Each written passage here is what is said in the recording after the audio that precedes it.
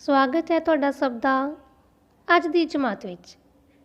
ਅੱਜ ਇਸ ਜਮਾਤ ਵਿੱਚ ਅਸੀਂ ਪੰਜਾਬੀ ਦੀ ਪ੍ਰਸਿੱਧ ਲੇਖਕਾ ਅਤੇ ਕਵਿੱਤਰੀ ਅੰਮ੍ਰਿਤਾ ਪ੍ਰੀਤਮ ਜੀ ਦੀ ਲਿਖੀ ਹੋਈ ਕਵਿਤਾ ਪੜ੍ਹਾਂਗੇ। ਕਵਿਤਾ ਪੜ੍ਹਨ ਤੋਂ ਪਹਿਲਾਂ ਅਸੀਂ ਅੰਮ੍ਰਿਤਾ ਪ੍ਰੀਤਮ ਜੀ ਦੇ ਜੀਵਨ ਅਤੇ ਰਚਨਾਵਾਂ ਦੇ ਬਾਰੇ ਵੀ ਕੁਝ ਗੱਲਾਂ ਜਾਣਾਂਗੇ। ਅੰਮ੍ਰਿਤਾ ਪ੍ਰੀਤਮ ਜੀ ਦਾ ਜਨਮ 31 ਅਗਸਤ 1919 ਈਸਵੀ ਵਿੱਚ ਹੋਇਆ। ਉਹਨਾਂ ਨੇ 100 ਤੋਂ ਵੱਧ ਕਿਤਾਬਾਂ ਦੀ ਰਚਨਾ ਕਰਕੇ ਪੰਜਾਬੀ ਸਾਹਿਤ ਵਿੱਚ ਆਪਣਾ ਨਾਮ ਕਮਾਇਆ। ਅੱਜ ਆਖਾਂ ਵਾਰਿਸ ਸ਼ਾਹ ਨੂੰ ਉਹਨਾਂ ਦੀ ਇੱਕ ਪ੍ਰਸਿੱਧ ਰਚਨਾ ਹੈ। ਉਹਨਾਂ ਦੇ ਹੀ ਪ੍ਰਸਿੱਧ ਨਾਵਲ ਪਿੰਜਰ ਉੱਤੇ ਇੱਕ ਫਿਲਮ ਬਣਾਈ ਜਾ ਚੁੱਕੀ ਹੈ। ਉਹਨਾਂ ਨੂੰ ਆਪਣੀਆਂ ਲਿਖਤਾਂ ਦੇ ਲਈ ਕਈ ਪੁਰਸਕਾਰਾਂ ਨਾਲ ਸਨਮਾਨਿਤ ਕੀਤਾ ਗਿਆ। ਉਹਨਾਂ ਨੂੰ ਸਾਹਿਤ ਅਕਾਦਮੀ, ਪਦਮ ਸ਼੍ਰੀ, ਪਦਮ ਵਿਭੂਸ਼ਣ, ਗਿਆਨਪੀਠ ਅਵਾਰਡ ਆਦਿ ਨਾਲ ਸਨਮਾਨਿਤ ਕੀਤਾ ਗਿਆ। ਅਤੇ 31 ਅਕਤੂਬਰ 2005 ਨੂੰ 86 ਸਾਲ ਦੀ ਉਮਰ ਵਿੱਚ ਇਹ ਮਹਾਨ ਹਸਤੀ ਸਾਨੂੰ ਸਭ ਨੂੰ ਸਦੀਵੀ ਵਿਛੋੜਾ ਦੇ ਗਏ, ਜੋ ਕਿ ਪੰਜਾਬੀ ਸਾਹਿਤ ਲਈ ਨਾ ਪੂਰਾ ਹੋਣ ਵਾਲਾ ਘਾਟਾ ਸੀ। ਅੱਜ ਅਸੀਂ ਉਹਨਾਂ ਦੀ ਹੀ ਲਿਖੀ ਹੋਈ ਕਵਿਤਾ ਮਾਂ ਦਾ ਪਿਆਰ, ਜੋ 7ਵੀਂ ਜਮਾਤ ਦੀ ਪਾਠ ਪੁਸਤਕ ਵਿੱਚ ਦਰਜ ਹੈ, ਪੜ੍ਹਾਂਗੇ ਅਤੇ ਉਸਦੇ ਭਾਵਾਂ ਨੂੰ ਸਮਝਾਂਗੇ। ਇਸ ਵਿੱਚ ਦੱਸਿਆ ਗਿਆ ਹੈ ਕਿ ਕਿਸ ਤਰ੍ਹਾਂ ਇੱਕ ਮਾਂ ਆਪਣਾ ਪੂਰਾ ਜੀਵਨ ਬੱਚੇ ਦੇ ਪਾਲਣ ਪੋਸ਼ਣ ਵਿੱਚ ਲਗਾ ਦਿੰਦੀ ਹੈ। ਬੱਚੇ ਦੀ ਖੁਸ਼ੀ ਵਿੱਚ ਹੀ ਉਸਨੂੰ ਖੁਸ਼ੀ ਮਹਿਸੂਸ ਹੁੰਦੀ ਹੈ, ਪਰ ਜੇ ਕਦੇ ਬੱਚੇ 'ਤੇ ਕੋਈ ਦੁੱਖ ਆ ਜਾਵੇ ਤਾਂ ਮਾਂ ਦੇ ਲਈ ਉਸ ਤੋਂ ਵੱਡਾ ਕੋਈ ਹੋਰ ਦੁੱਖ ਨਹੀਂ ਹੁੰਦਾ। ਅਤੇ ਇਹ ਵੀ ਦੱਸਿਆ ਗਿਆ ਹੈ ਕਿ ਬੱਚਾ ਚਾਹੇ ਕਿਹੋ ਜਿਹਾ ਹੋਵੇ, ਪਰ ਮਾਂ ਦਾ ਪਿਆਰ ਆਪਣੇ ਬੱਚੇ ਲਈ ਹਮੇਸ਼ਾ ਸਮਾਨ ਰਹਿੰਦਾ ਹੈ, ਉਹ ਕਦੇ ਵੀ ਘਟਦਾ ਨਹੀਂ। ਬੱਚਿਓ, ਹੁਣ ਅਸੀਂ ਕਵਿਤਾ ਮਾਂ ਦਾ ਪਿਆਰ ਦਾ ਉਚਾਰਨ ਕਰਨਾ ਸਿੱਖਾਂਗੇ ਅਤੇ ਨਾਲ ਹੀ ਇਸ ਪੂਰੀ ਕਵਿਤਾ ਦੇ ਭਾਵਾਂ ਨੂੰ ਵੀ ਸਮਝਾਂਗੇ। ਫਿਰ ਅਸੀਂ ਕਵਿਤਾ ਦਾ ਅਭਿਆਸ ਕਰਾਂਗੇ। ਚਲੋ ਹੁਣ ਸ਼ੁਰੂ ਕਰਦੇ ਹਾਂ ਕਵਿਤਾ ਮਾਂ ਦਾ ਪਿਆਰ। ਸੱਚ ਪੁੱਛੋ ਤਾਂ ਐਸ ਔਲਾਦ ਪਿੱਛੇ ਲੱਖਾਂ ਮਨ ਵਿੱਚ ਮੰਨਤਾਂ ਧਾਰਦੀ ਮਾਂ, ਮੁੜ ਮੁੜ ਵੇਖਦੀ ਲਾਡ ਪਿਆਰ ਕਰਦੀ, ਚੁੰਮ ਚੱਟ ਕਲੇਜੇ ਨੂੰ ਠਾਰਦੀ ਮਾਂ।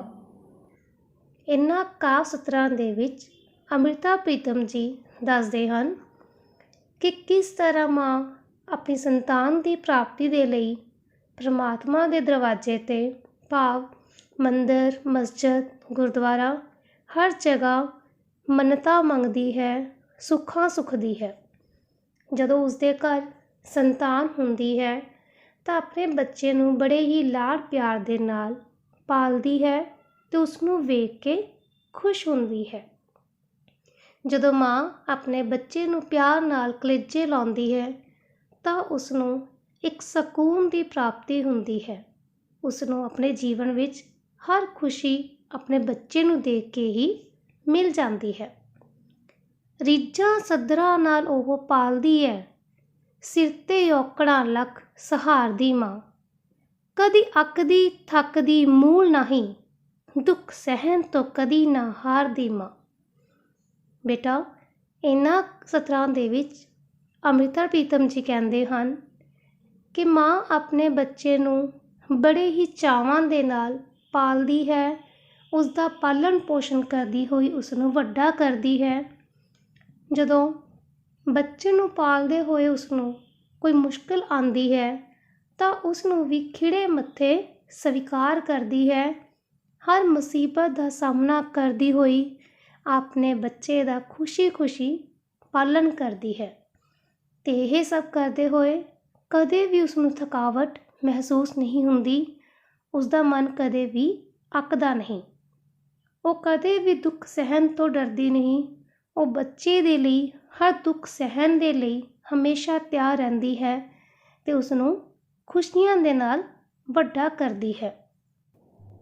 ਦੇ ਲੋਰੀਆਂ ਬੱਚਾ ਖਿਡਾਉਂਦੀ ਹੈ, ਮਨੋ ਰਾਜੇ ਦੇ ਮਹਿਲ ਉਸਾਰਦੀ ਮਾਂ। ਵਾਰੀ ਘੋਲੀ ਸਦਕੜੇ ਲੱਖ ਵਾਰੀ, ਆਖ ਆਖ ਕੇ ਮੂੰਹੋਂ ਪੁਕਾਰਦੀ ਮਾਂ। ਮਾਂ ਆਪਣੇ ਬੱਚੇ ਨੂੰ ਲੋਰੀਆਂ ਦੇ ਕੇ ਸਲਾਉਂਦੀ ਹੈ, ਉਸ ਨੂੰ ਸਾਰਾ ਦਿਨ ਖਿਡਾਉਂਦੀ ਹੈ। ਉਹ ਆਪਣੇ ਬੱਚੇ ਦਾ ਪਾਲਣ ਪੋਸ਼ਣ ਰਾਜਕੁਮਾਰਾਂ ਵਾਂਗ ਕਰਦੀ ਹੈ ਅਤੇ ਮਨ ਵਿੱਚ ਕਿੰਨੇ ਹੀ ਨਵੇਂ ਸੁਪਨੇ ਸਜਾਉਂਦੀ ਹੈ। ਮਾਂ ਆਪਣੇ ਬੱਚੇ ਨੂੰ ਹੱਸਦਾ ਖੇਡਦਾ ਵੇਖ ਕੇ ਉਸ ਤੋਂ ਕੁਰਬਾਨ ਜਾਂਦੀ ਹੈ, ਉਸ ਤੋਂ ਸਦਕੇ ਜਾਂਦੀ ਹੈ। ਰਿੜਦਾ ਵੇਖ ਕੇ ਖਿੜਦਾ ਐ ਚਿੱਤ ਉਸਦਾ, ਫੜ ਫੜ ਵਾਹਵਾਂ ਨੂੰ ਫੇਰ ਖਿਲਾਰਦੀ ਮਾਂ। ਦਿਨੇ ਰਾਤ ਹੀ ਚਾਅ ਮਲਾਰ ਕਰਦੀ, ਖਿੜ ਖਿੜ ਹੱਸਦੀ ਜਦੋਂ ਦੁਲਾਰਦੀ ਮਾਂ। ਮਾਂ ਆਪਣੇ ਬੱਚੇ ਨੂੰ ਜਦੋਂ ਰਿੜਦਾ ਹੋਇਆ ਵੇਖਦੀ ਹੈ ਤਾਂ ਉਸ ਦਾ ਮਨ ਖੁਸ਼ੀਆਂ ਨਾਲ ਭਰ ਜਾਂਦਾ ਹੈ। ਉਹ ਉਸ ਨੂੰ ਬਾਹਾਂ ਤੋਂ ਫੜ ਕੇ ਤੁਰਨਾ ਸਿਖਾਉਂਦੀ ਹੈ, ਉਸ ਨੂੰ ਆਪਣੇ ਵੱਲ ਬੁਲਾਉਂਦੀ ਹੈ ਅਤੇ ਬੱਚੇ ਨੂੰ ਰੁੜਦਾ ਹੋਇਆ ਅਤੇ ਫਿਰ ਤੁਰਦਾ ਹੋਇਆ ਵੇਖ ਕੇ ਖੁਸ਼ੀ ਨਾਲ ਭਰ ਜਾਂਦੀ ਹੈ। ਉਹ ਦਿਨ ਰਾਤ ਆਪਣੇ ਬੱਚੇ ਦਾ ਚਾਵਾਂ ਦੇ ਨਾਲ ਪਾਲਣ ਕਰਦੀ ਹੋਈ ਉਸ ਨੂੰ ਪਿਆਰ ਕਰਦੀ ਹੈ ਅਤੇ ਉਸ ਨੂੰ ਖੁਸ਼ ਵੇਖ ਕੇ ਖੁਦ ਵੀ ਖੁਸ਼ ਹੁੰਦੀ ਹੈ। ਸਮਾਂ ਪਾ ਕੇ ਜਦੋਂ ਫਿਰਨ ਤੁਰਨ ਲੱਗੇ, ਜੱਫੀ ਪਾਉਣ ਲਈ ਬਾਹਾਂ ਪਸਾਰਦੀ ਮਾਂ।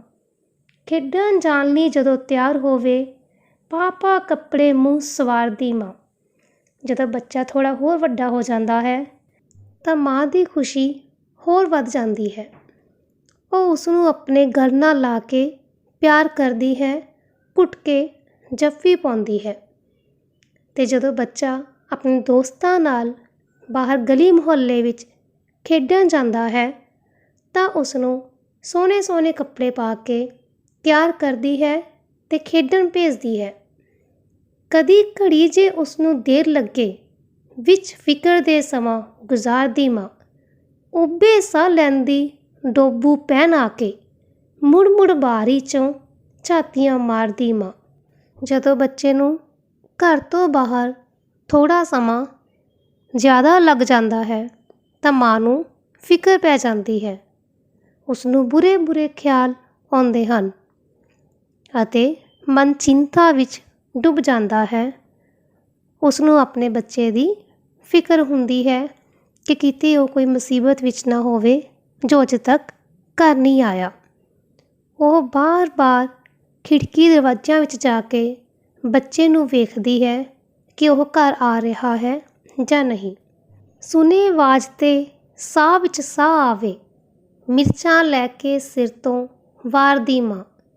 ਦੁੱਖ ਰੋਗ ਜੇ ਕਦੇ ਕੋਈ ਆਉਣ ਲੱਗੇ, ਬੋਹੜੀ ਕਰੋ ਕੋਈ ਫੇਰ ਪੁਕਾਰਦੀ ਮਾਂ। ਅਤੇ ਜਦੋਂ ਆਪਣੇ ਬੱਚੇ ਦੀ ਆਵਾਜ਼ ਸੁਣਦੀ ਹੈ ਤਾਂ ਉਸ ਨੂੰ ਸੁੱਖ ਦਾ ਸਾਹ ਆਉਂਦਾ ਹੈ ਅਤੇ ਸਾਰੀ ਫਿਕਰ ਖਤਮ ਹੋ ਜਾਂਦੀ ਹੈ। ਉਹ ਮਿਰਚਾਂ ਲੈ ਕੇ ਆਪਣੇ ਬੱਚੇ ਦੀ ਨਜ਼ਰ ਉਤਾਰਦੀ ਹੈ, ਉਸ ਤੋਂ ਕੁਰਬਾਨ ਜਾਂਦੀ ਹੈ। ਜੇ ਕਦੇ ਉਸਦੇ ਬੱਚੇ 'ਤੇ ਕੋਈ ਮੁਸੀਬਤ ਆ ਜਾਵੇ, ਉਸ ਨੂੰ ਕੋਈ ਦੁੱਖ ਹੋਵੇ, ਬਿਮਾਰੀ ਹੋ ਜਾਵੇ ਤਾਂ ਮਾਂ ਹਰ ਕਿਸੇ ਤੋਂ ਆਪਣੇ ਬੱਚੇ ਦੇ ਲਈ ਮਦਦ ਮੰਗਦੀ ਹੈ। ਉਹ ਕਿਸੇ ਦੇ ਅੱਗੇ ਵੀ ਸਿਰ ਝੁਕਾਉਣ ਤੋਂ ਸ਼ਰਮ ਨਹੀਂ ਕਰਦੀ। ਬਸ ਉਸ ਸਮੇਂ ਤਾਂ ਉਸ ਨੂੰ ਆਪਣੇ ਬੱਚੇ ਦੀ ਹੀ ਚਿੰਤਾ ਹੁੰਦੀ ਹੈ। ਦੌਲਤ ਪਾਣੀ ਦੇ ਵਾਂਗਰਾਂ ਰੋੜ ਦਿੰਦੀ, ਸਰਫਾ ਕਰੇ ਨਾ ਉਸ ਦੁਖਿਆਰ ਦੀ ਮਾਂ। ਭਾਵੇਂ ਕਿੱਡਾ ਹੀ ਬੱਚਾ ਨਲਾਇਕ ਹੋਵੇ, ਉਹਨੂੰ ਫੇਰ ਵੀ ਨਹੀਂ ਦੁਰਕਾਰਦੀ ਮਾਂ। ਆਪਣੇ ਬੱਚੇ ਨੂੰ ਦੁੱਖ ਵਿੱਚ ਦੇਖ ਕੇ ਮਾਂ ਆਪਣਾ ਸਾਰਾ ਪੈਸਾ ਆਪਣੇ ਬੱਚੇ ਦੀ ਬਿਮਾਰੀ ਦੇ ਇਲਾਜ ਵਿੱਚ ਖਰਚ ਕਰ ਦਿੰਦੀ ਹੈ। ਉਸ ਨੂੰ ਉਸ ਸਮੇਂ ਆਪਣੇ ਪੈਸੇ ਦੀ ਚਿੰਤਾ ਨਹੀਂ ਹੁੰਦੀ। ਉਸ ਸਮੇਂ ਉਸਦੇ ਲਈ ਸਭ ਤੋਂ ਜ਼ਰੂਰੀ ਆਪਣਾ ਬੱਚਾ ਹੀ ਹੁੰਦਾ ਹੈ। ਇਸ ਕਰਕੇ ਉਹ ਕੋਈ ਪੈਸਾ ਲਗਾਉਣ ਦੇ ਵਿੱਚ ਕੰਜੂਸੀ ਨਹੀਂ ਕਰਦੀ, ਬਸ ਸਿਰਫ ਆਪਣੇ ਬੱਚੇ ਦਾ ਇਲਾਜ ਕਰਵਾਉਂਦੀ ਹੈ ਤਾਂ ਜੋ ਉਸਦੇ ਬੱਚੇ ਨੂੰ ਕੁਝ ਨਾ ਹੋਵੇ, ਉਹ ਠੀਕ ਰਹੇ। ਮਾਂ ਦੇ ਲਈ ਸਭ ਤੋਂ ਪਿਆਰਾ ਆਪਣਾ ਬੱਚਾ ਹੁੰਦਾ ਹੈ।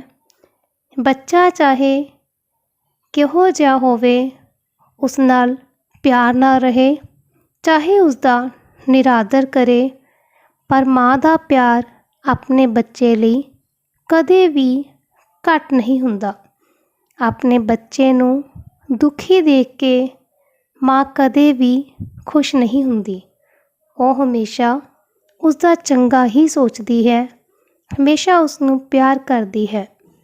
ਅੰਮ੍ਰਿਤ ਸੱਚਾ ਹੈ ਸਾਕ ਇਹ ਆਂਦਰਾਂ ਦਾ, ਸੱਚਮੁੱਚ ਹੀ ਪੁਤਲੀ ਪਿਆਰ ਦੀ ਮਾਂ, ਸੱਚਮੁੱਚ ਹੀ ਪੁਤਲੀ ਪਿਆਰ ਦੀ ਮਾਂ। ਇਹਨਾਂ ਕਾਵਿ ਸਤਰਾਂ ਵਿੱਚ ਅੰਮ੍ਰਿਤਾ ਪ੍ਰੀਤਮ ਜੀ ਕਹਿੰਦੇ ਹਨ ਕਿ ਮਾਂ ਅਤੇ ਬੱਚੇ ਦਾ ਰਿਸ਼ਤਾ ਤਾਂ ਆਂਦਰਾਂ ਦਾ ਹੁੰਦਾ ਹੈ, ਕਿਉਂਕਿ ਮਾਂ ਆਪਣੇ ਬੱਚੇ ਨੂੰ ਆਪਣੇ ਪੇਟ ਅੰਦਰ 9 ਮਹੀਨੇ ਪਾਲਦੀ ਹੈ ਅਤੇ ਫਿਰ ਆਪਣੀ ਜ਼ਿੰਦਗੀ ਉਸਦੇ ਪਾਲਣ ਪੋਸ਼ਣ ਵਿੱਚ ਲਗਾ ਦਿੰਦੀ ਹੈ। ਮਾਂ ਤਾਂ ਪਿਆਰ ਦੀ ਮੂਰਤ ਹੁੰਦੀ ਹੈ। ਕੋਈ ਚਾਹੇ ਤੁਹਾਨੂੰ ਕਿੰਨਾ ਵੀ ਪਿਆਰ ਕਰ ਲਵੇ, ਪਰ ਉਹ ਮਾਂ ਦੇ ਪਿਆਰ ਦੀ ਬਰਾਬਰੀ ਨਹੀਂ ਕਰ ਸਕਦਾ। ਇਹ ਸੀ ਆਪਣੀ ਪਿਆਰੀ ਜੀ ਕਵਿਤਾ ਮਾਂ ਦਾ ਪਿਆਰ। ਹੁਣ ਅਸੀਂ ਇਸ ਕਵਿਤਾ ਦਾ ਅਭਿਆਸ ਕਰਾਂਗੇ। ਸਭ ਤੋਂ ਪਹਿਲਾਂ ਹਨ ਔਖੇ ਸ਼ਬਦਾਂ ਦੇ ਅਰਥ। ਔਲਾਦ, ਔਲਾਦ, ਸੰਤਾਨ, ਸੱਧਰਾਂ, ਇੱਛਾਵਾਂ, ਰੀਝਾਂ, ਔਕੜਾਂ, ਮੁਸੀਬਤਾਂ, ਮੁਸ਼ਕਲਾਂ, ਸਦਕੜੇ ਜਾਣਾ, ਵਾਰੇ ਜਾਣਾ, ਕੁਰਬਾਨ ਹੋਣਾ, ਦੁਲਾਰਦੀ, ਪਿਆਰ ਕਰਦੀ, ਬਹੁੜੀ, ਮਦਦ ਲਈ ਕੀਤੀ ਪੁਕਾਰ, ਸਰਫਾ, ਕੰਜੂਸੀ ਕਰਨੀ, ਸਾਹ ਵਿੱਚ ਸਾਹ ਆਉਣਾ, ਫਿਕਰ ਘਟਣਾ, ਦੁਰਕਾਰਤੀ, ਬੁਰੇ ਸ਼ਬਦ ਕਹਿਣਾ, ਉੱਭੇ ਸਾਹ ਲੈਣੇ, ਹੋਕੇ ਲੈ ਕੇ ਰੋਣਾ। ਸਾਕ ਇਹ ਆਂਦਰਾਂ ਦਾ ਦਿਲੀ ਪਿਆਰ। ਇਹ ਸੀ ਬੱਚਿਓ ਆਪਣੀ ਕਵਿਤਾ ਵਿੱਚ ਆਏ ਕੁਝ ਔਖੇ ਸ਼ਬਦਾਂ ਦੇ ਅਰਥ। ਹੁਣ ਕਰਦੇ ਹਾਂ ਅਭਿਆਸ ਦੇ ਪ੍ਰਸ਼ਨ ਉੱਤਰ। ਪ੍ਰਸ਼ਨ 1, ਮਾਂ ਆਪਣੀ ਔਲਾਦ ਲਈ ਕੀ ਕਰਦੀ ਹੈ? ਉੱਤਰ, ਮਾਂ ਆਪਣੀ ਔਲਾਦ ਲਈ ਗੁਰੂਆਂ ਪੀਰਾਂ ਅਤੇ ਦੇਵੀ ਦੇਵਤਿਆਂ ਅੱਗੇ ਮੰਨਤਾਂ ਮੰਨਦੀ ਹੈ। ਪ੍ਰਸ਼ਨ 2, ਮਾਂ ਆਪਣੇ ਬੱਚੇ ਦਾ ਪਾਲਣ ਪੋਸ਼ਣ ਕਿਵੇਂ ਕਰਦੀ ਹੈ? ਉੱਤਰ, ਮਾਂ ਆਪਣੇ ਬੱਚੇ ਦਾ ਪਾਲਣ ਪੋਸ਼ਣ ਰੀਝਾਂ ਤੇ ਲਾਡ ਪਿਆਰ ਨਾਲ ਕਰਦੀ ਹੈ ਤੇ ਉਸ ਦੀ ਸਲਾਮਤੀ ਲਈ ਕੁਝ ਵੀ ਕਰਨ ਲਈ ਤਿਆਰ ਹੋ ਜਾਂਦੀ ਹੈ। ਪ੍ਰਸ਼ਨ 3, ਬੱਚੇ 'ਤੇ ਜੇ ਕੋਈ ਦੁੱਖ ਆ ਜਾਵੇ ਤਾਂ ਮਾਂ ਕੀ ਕਰਦੀ ਹੈ?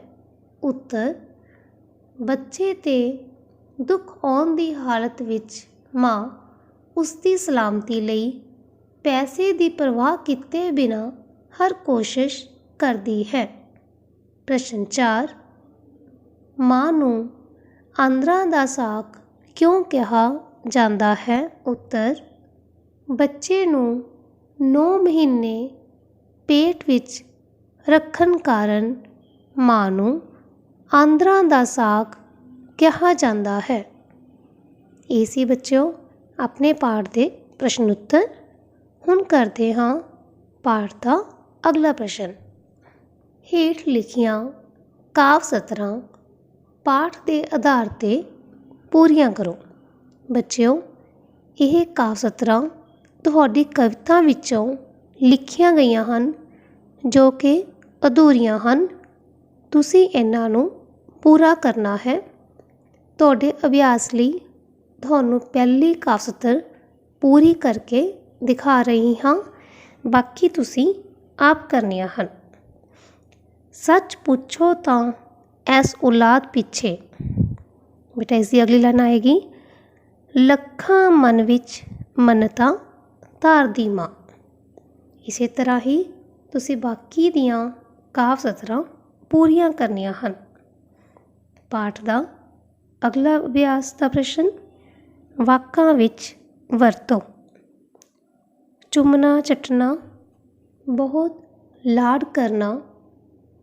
ਮਾਂ ਆਪਣੇ ਬੱਚੇ ਨੂੰ ਚੁੰਮਦੀ ਚੱਟਦੀ ਹੈ। ਕਲੇਜੇ ਨੂੰ ਠਾਰਨਾ, ਦਿਲ ਨੂੰ ਸਕੂਨ ਮਿਲਣਾ।